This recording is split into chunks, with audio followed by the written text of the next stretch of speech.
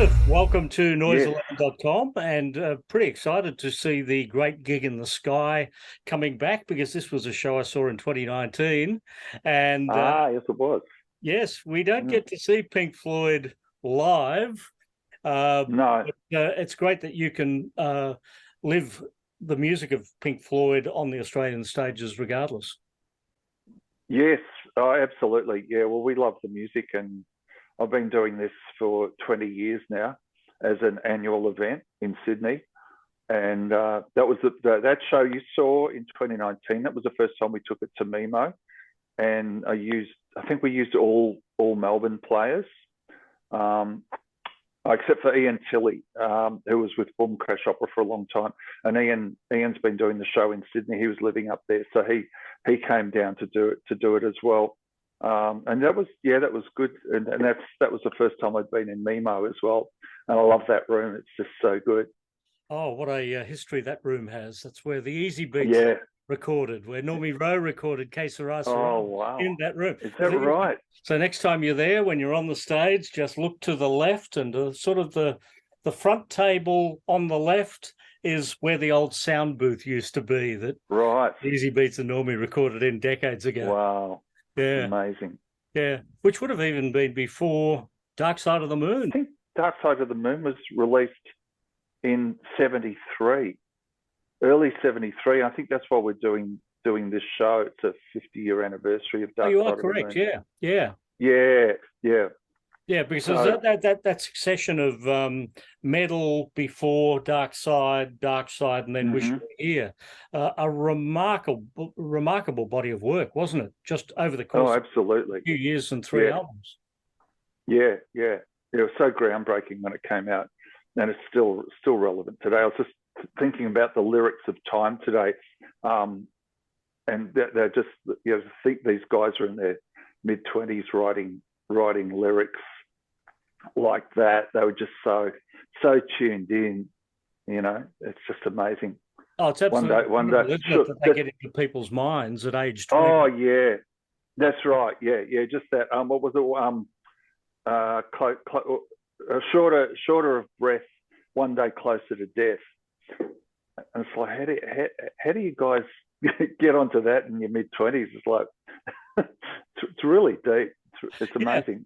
But they're absolute dissection of the music industry and Have a Cigar as well, wasn't it? Well, that was the next album. That was Wish You Were Here. Right. But, yes. when we think about those three albums as a collective work, there was quite a lot of topics that they covered over that time. Absolutely, yeah. And the more you get to know about Roger Waters as the years go on, the more that all makes sense as well. A lot of it anyway. Yeah. So Dark Side of the Moon, back in the day, they did perform that. Just a few years earlier, there was the Beatles that sort of went from the Sgt. Pepper era through to Abbey Road, and they couldn't perform. So what made it possible that an album like Dark Side of the Moon by Pink Floyd could be performed in 1973 that the Beatles couldn't achieve on stage in 1969? I think the Beatles just got sick of it.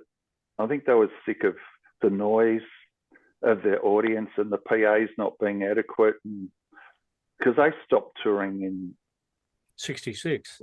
At 60, was it 66? Yeah. Effectively, on the Pink Floyd albums, it was either Roger Waters singing or David Gilmour singing. You have to bring in a variety of voices. Why is that? Oh, we don't have to, but we could have one singer doing the whole thing, and that would be probably what I would call a Pink Floyd tribute band.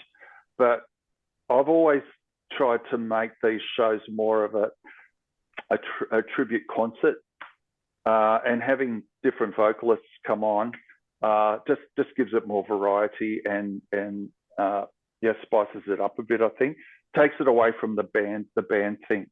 Means there's more people involved, and also I like it when I usually try to find vocalists who've got their own original thing going on, and so they can bring that to the table. So it sort of takes it away from being maybe a cover show as such. Yeah, I've done that with I do a Zeppelin show as well, which I've done the last 20 years, and I've done that with that as well. Same thing. just bring different. I've had Dave Gleeson, Jeff Martin from the Tea Party, had a lot of people in and out through that show, and yeah, it just takes it away from the tribute band thing. Yeah, and that's just my personal thing. Yeah, one of the voices that I guess it's crucial that you get right, and where the title of the show comes from, The Great Gig in the Sky, that female scream in there. How hard is it to find that right voice for that moment? Again, I sort of, you find a good vocalist and you just get them to put their own stamp on it if possible, and it generally works out. Yeah.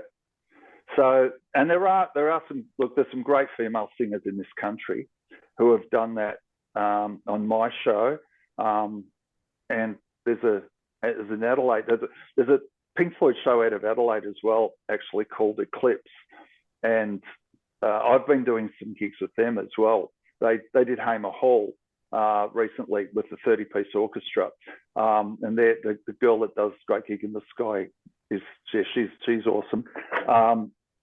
But so Nikki Nichols has done it for us the last 2 times. I actually did a show this year, like in January of this year that we're in now, 2022, and that was something that had been scheduled. It had been moved about 3 or 4 times over a period of 18 months. Because of all the hoo-ha with the pandemic and everything, and we kept getting closed down, and we had a Friday night show. I can't remember now when it was, but the venue said you can rehearse in the venue the day before to save you some money. So we did, and we're scheduled to finish at 4 o'clock, and then we just leave our gear there. It was all beautifully sound checked by that stage, and then we just come back on the Friday and do the show, and it's going to be great. And it's pretty much as we were finishing our rehearsal, word came through that there was going to be a lockdown starting at 8 o'clock that evening, and it just sort of knocked us out. It was just like, so that got postponed.